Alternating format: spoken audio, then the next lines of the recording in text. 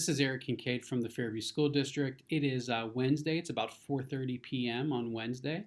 And as promised, this message is coming to you this evening to give you specific details on where we are as a school district with our reentry plan and how we plan on transitioning from our current remote model to what we're referring to now as as the next step, which is our hybrid model. This comes after a board meeting, a school board of directors meeting on Monday evening.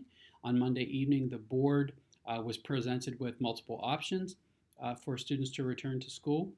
The board had made it very clear back in July and August that we were going to start remotely for 30 days, and then we were going to transition, if it was safe to do so, into a phase where students started to come back to school.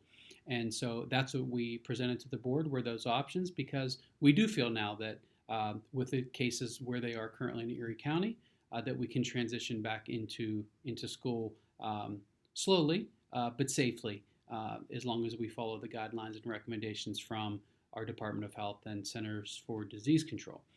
So with that, the board selected on Monday night option 3, and I'm going to show you what option 3 means and what it's comprised of, and what it means specifically for your family and your children. Before I get to that, though, just let me say that the remote learning that has taken place so far this year, I couldn't be more proud of the faculty, the teachers, the support staff, our administrative team, and our students and parents. It has gone exceptionally well. It has exceeded our expectations, certainly. I hope that it's at least met, if not exceeded, your expectations as well. Back in March, when this was all thrust upon us, I thought our teachers did an amazing job, considering the time that we had to put it together and get a plan out there and get to work. But after they've had time to collaborate and work and plan and team up, and what a job they've done, and my hat's off to them. And I could not be more proud of what our staff has accomplished during these last 2 weeks, and I'm sure what they'll accomplish over the next 2 weeks and beyond into the hybrid phase. The other thing I want to mention before I get to these slides is later tonight, it's coming out. If you haven't gotten it already, you should be getting a survey from the district. I know you've gotten surveys in the past. I know you've gotten many, but this one is very important, probably the most important one to date, because we're looking for some very specific things here on, number one, your intentions, whether you're going to bring elect to bring your child back to school, and as well as some transportation things and some specific requests that you might have of the district to make this hybrid successful for you and your children. So with that said, let me jump into the slides here, and these are the things that we shared with the board on Monday evening, and I want to share them with all of you right now. As far as the hybrid plan, this is it in a nutshell. This is what it looks like. Our elementary students are going to be coming in shifts, an AM group and a PM group, much like you used to know of the kindergarten, right? Half-day kindergarten.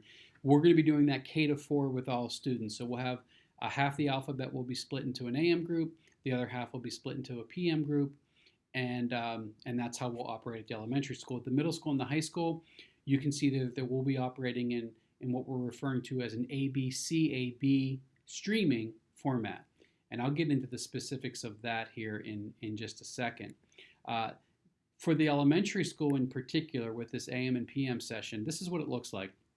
That first wave of students will come in the morning from 8:55 to 11:45. That next wave of students will come, they'll be our PM group in the afternoon. Now that hour in between, what that allows us to do a couple things. That allows us to get students home and get the new students here, the afternoon students here.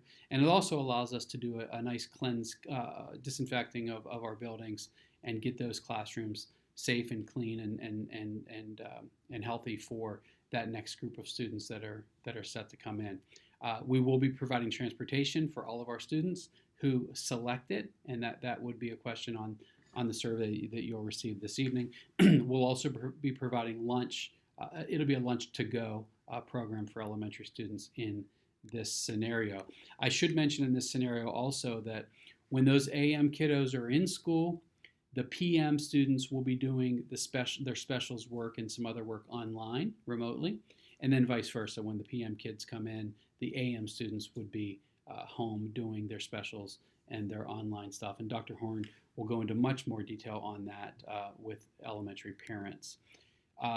This plan, we feel, has lots of advantages, and namely the advantage of 50% capacity. This is going to allow us to have 50% capacity in our classrooms, and we're going to be able to maintain that safe social distance, that 6 feet social distance that we're required to maintain. Likewise, teachers are going to get to see students, and students are going to get to see teachers every single day. So students will be in school, albeit a half a day. They will see their students, they'll interact with their classmates, and they'll get some normalcy back into their daily routines.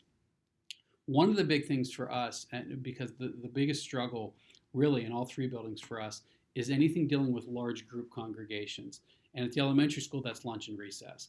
Those were going to be the biggest challenges because we still have to find a way, now without masks while they're eating, right, to keep those students 6 feet apart. And that was going to be a significant challenge. The AM/PM allows us to eliminate that lunch and recess time as we know it here, which is going to help us out tremendously. Of course, we'll still be feeding students. Of course, we're still going to encourage students to get physical activity as well.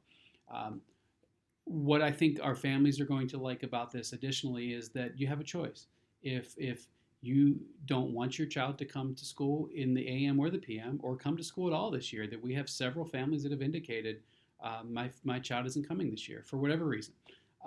You're going to have that choice. You're going to be able to keep your child at home, keep your child in our remote program with a Fairview teacher, live every day, synchronous learning, just like you've been doing for the last couple of weeks. So you will have that option as a family, which I think is going to be a nice addition to this hybrid plan.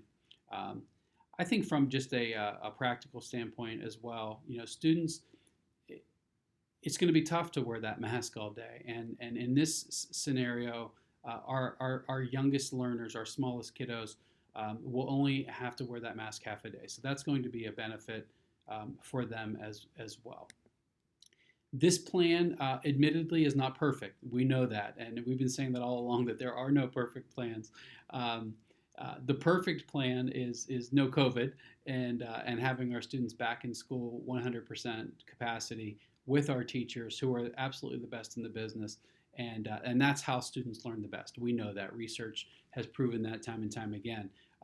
But we feel that this is the next best plan for us. And there are some disadvantages, though. If you have an elementary student, they're not necessarily on the middle school sibling or high school sibling schedule if you have one in both buildings.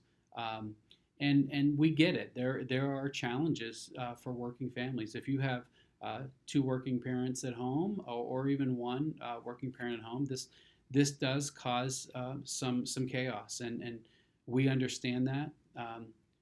We don't like that, but there's no getting around it really in any of these scenarios. What we can do on our end, though, what we can promise on our end, is that we're going to try our very best to accommodate for any of these situations. So when you get that survey today, we're asking you specifically what types of accommodations will help you and your family and your child, and we're going to do our best to make those things happen. Whether that be pairing up with a neighbor, pairing up with a relative who maybe are at different ends of the alphabet, but you need us to make a modification to that. Those are all types of things we're willing to do as space allows us to do that. So we do understand and appreciate the challenges. We are going to try our best to make it work for all of our families. As far as the middle school and the high school goes, same types of advantages here. 50% capacity, which is going to be great. It's going to give us some consistency till the end of the semester. So our students are going to be on one schedule. And we really think that this is the smoothest transition from our current remote plan.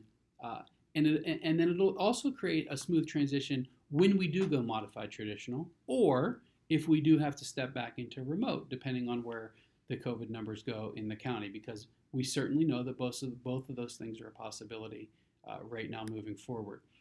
At the middle school and the high school specifically, this is the way the ABC-AB will work. Your students will be broken into an A group or a B group. And by the way, I think we're going to call those groups red and black because we have some other AB things going on. So that red group, that black group, AB group, the A students will come on Monday and Thursday, as you can see there.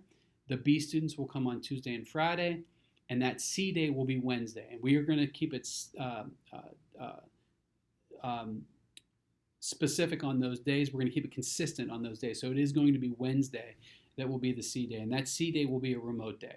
That'll be a day where all students will stay home. All students will log on. They'll work with their teacher. They'll see their teacher. They'll have some class meetings and office hours. But it will be a work from home day for students. It'll give our staff some additional preparation time and planning time for the rest of the week. So that's what the CAB looks like for middle school and high school. Again, much more specific information will follow. This kind of gives you a snapshot. This really should say middle school and high school for the schedule, but it's very similar to what our traditional Bell schedule would be for students. And Dr. Lane and Mr. Farringer will be sharing those schedules with you in the coming days. Obviously, we're going to have better success with lunches, and we're going to have good success socially distancing with only 50% of our students in the building. Lastly here, we showed the board these slides. I don't know how important they are to see, but this is just from an elementary survey that we did just last week, just to kind of get a pulse for where our elementary parents were in terms of returning to school. You can see that the majority here preferred an AM/PM format. About 20% though did say no matter what, I'm keeping my kiddo home, and there's a variety of reasons for that, and we certainly understand if that's what you're interested in doing, and we're going to provide you a high quality education in that scenario as well. And then this is what, if you look at just the parents who said, yeah, I'm coming back in terms of elementary school, this is the breakdown on what they preferred, whether it was an AB, CAB versus an AM/PM. So, the vast majority chose that AM/PM format. And at the end of the day, it's probably the best format for the district, maybe not the best format for individual families. But again, we're going to try our best to accommodate and make it work out for you as smoothly as we can. In closing, that's a quick overview. I get it. This presentation is on our website as well. I'll put it on Schoology so you can see it there also. The survey, it should probably be in your mailboxes by now and on Schoology. Please take the time to fill that out and really think it through, because if there's something specific that we need to know, we would appreciate it if you put it on there now so we can capture that information and plan bus runs and all those sorts of things. We know from previous surveys and questionnaires that we sent out that a really large percentage of parents told us, at least initially, that they were going to transport their own children this year, for safety and health reasons. As many as 50% at one time said that. So if that holds true, we need to garner that information now, and we'd appreciate you filling us in on that survey. Finally, in closing, don't hesitate. Any questions, any concerns, any comments, let us know. Email me directly. You can give me a call here at the office. Any of the principals are available for you as well. Just reach out to them. And again, we thank you for your patience during this time. We thank you for your understanding, and we are going to continue to bring you the blue ribbon education that you're accustomed to here in Fairview, that we will continue to deliver in Fairview, whether we're in a hybrid situation, in a modified traditional situation, or in a remote situation. You know what you get from the Fairview School District. You get our best, 100% from our staff every single day. So thank you for your patience. Thank you for your confidence. And again, don't hesitate to reach out with any questions or concerns. Have a great night, everyone, and we'll talk soon.